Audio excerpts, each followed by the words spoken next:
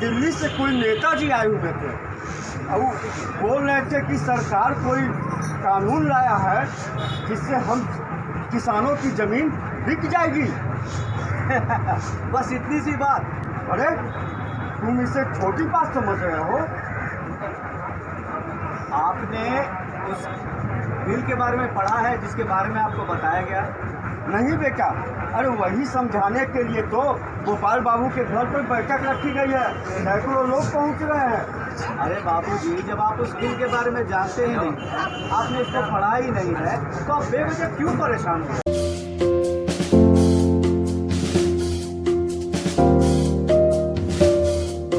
जिन नेताओं के बारे में आप बता रहे हैं, मैं इन नेताओं को बहुत अच्छी तरीके से जानता हूँ। ये अपने फायदे के लिए किसी भी हद तक गिर सकते हैं। बात तो तुम्हारी बिल्कुल सही है बेटा। आंदोलन में पिज्जा, बर्गर और मसाज, डांस, नाच गाना कुछ हो रहा है पिताजी। ये कैसा आंदोलन हो रहा है बेटा? ये पूरे भारत के इतिहास में पहला आंदोलन होगा जहां लोग आंदोलन करने वाले जिम कर रहे हैं, शराब पी रहे हैं, सारे मज़े ले रहे हैं। ऐसा आंदोलन हो रहा है और हमारे देश में बेवजह उपद्रव मचाया जा रहा है आंदोलन के नाम पर। और पिताजी, मैं तो कहता हूं कि इस बैठक की जानकारी हमें मुखिया जी को देनी चाहिए। बिल्कुल सही, क्योंकि वो बहुत ही पढ़े लिखे और समझदार आदमी है। इस कानून के आने से ये जो हमारे किसान हैं, ये जो हमारे किसान जो अनाज उपजाते हैं, ये मंडी में ले जाकर जो बेचते हैं, ये मंडी बंद हो जाएगी। मिलाकर उस सरकार को गिराएं जो वहाँ पर राज्य कर रहा है। समझ रहे हैं?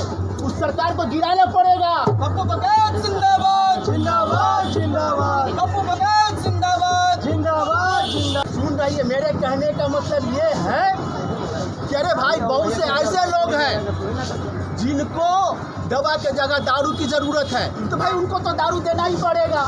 हाँ, समझ रहे हैं? नेताजी वाह, आप जैसे टुच्चे नेताओं के कारण ही हमारा पूरा देश बदनाम है।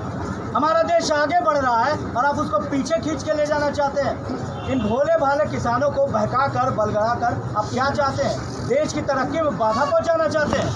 आप जो है पूंजीपतियों से मिल चुके हैं। आपका दिमाग खराब है और ये कानून काला नहीं, आपका दिमाग, आपकी बुद्धि काली हो गई है। अरे भाई, ये नवयुवक कौन है? मैं देश का युवक हूँ और जो बोल रहा हूँ सच बोल रहा हूँ। तुम कहना क्या चाहते हो भाई? बिल्कुल ठीक कह रहा है। अरे मुखिया जी, नेताजी इनसे मिलिए। ये हमारे गांव के मुखिया जी हैं, सॉफ्टवेयर इंजीनियर हैं। अच्छा जी, और यहाँ तक कि ये विदेशों की नौकरी छोड़कर हमारे गांव के विकास के लिए, हम लोगों की भलाई के लिए यहाँ गांव में आए हुए हैं। गोपाल नौकरी जी, छोड़ चुके हैं। इन सब बातों को छोड़िए और अभी हम लोग जिस बैठक के लिए यहाँ जुटे हैं, पहले उस पर बात कर लिया जाए। तो नेताजी, आप ये बताइए कि जो सरकार ने काला कानून बनाया है, उस बिल को आपने पढ़ा है? हाँ, पढ़ा है, बिल्कुल पढ़ा है।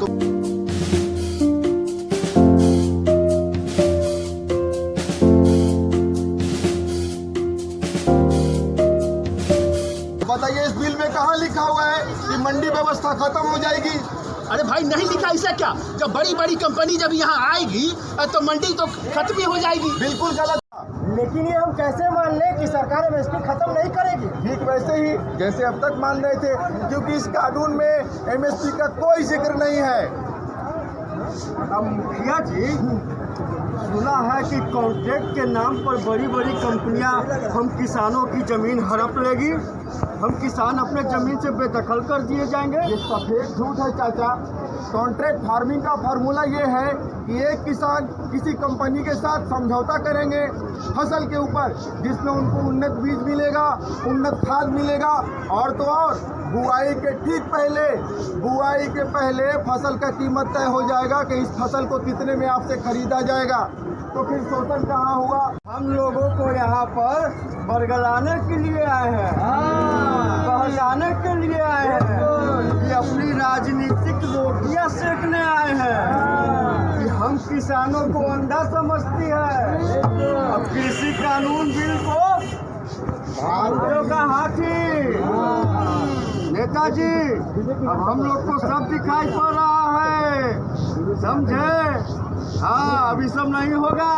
अब हम लोग जाग गए हैं। लेकिन फिर भी मैं आपको कहना चाहता हूँ, इसमें किसानों का घाटा है और ये काला कानून है। अरे भैया जी, नेताजी, अब आप हमारी बात समझिए।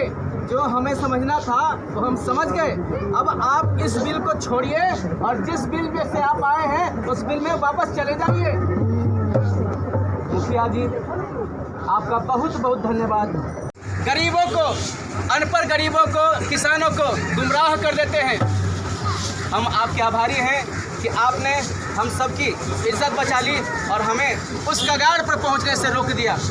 अब आज आपके आने से, आपकी बातों से हमारी आंखें खुल गई। लेकिन गोपाल भाई, सिर्फ हमारी आंखें खुलने से क्या होगा? हमें कुछ ऐसा करना होगा कि इन नेताओं से, ऐसे तुच्छ नेताओं से हमें हमेशा आगे बचना होगा और बाकी किसान भाइयों की आंखें खोलनी होगी।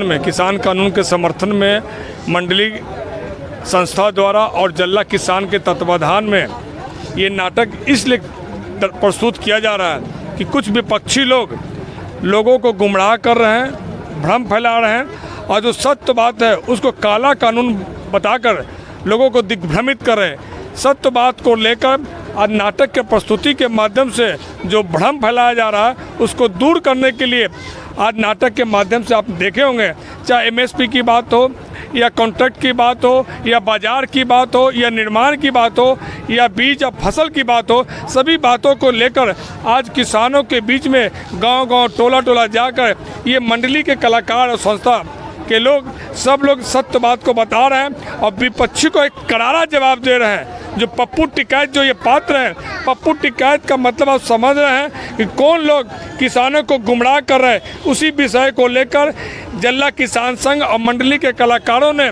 एक नाटक तैयार करके सही बात को बताने का काम किया है कि जो दिग्भ्रमित कर रहे हैं, जो गुमराह कर रहे हैं, ऐसे लोगों से बचें, ऐसे बहुरुपया नेताओं से बचें। और जो सही बात है, क्योंकि इस किसान के बिल में आय दुगनी की बात की जा रही है, इस किसान के बिल में आमदनी बढ़ाने की बात की जा रही है, इस किसान के बीच में खेत लहलहाने और किसान के खुशहाल होने की बात की जा रही है।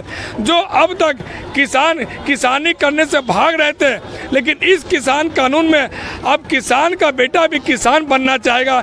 इसी बातों को लेकर नाटक का प्रस्तुति के माध्यम से सत्य बातों को दर्शाया जा रहा है और हम लोग गांव-गांव, टोला-टोला में जाकर इन बातों को लोगों को बता रहे हैं। कुमार होम्स आए और LCD TV, fridge, AC, washing machine, अलमीरा, बेड, सोफा और डाइनिंग टेबल जैसे ढेर सारे प्रोडक्ट्स आपको मिलेंगे सर कुमार होम्स, गुरु Gobind Singh Path, Chowk, Patna city. Gold jewellery, diamond jewellery, platinum jewellery, silver और स्टोन्स की एक संपूर्ण range. Jagmohan Lal Shivratan Lal jewellers, Patna city Chowk, Patna.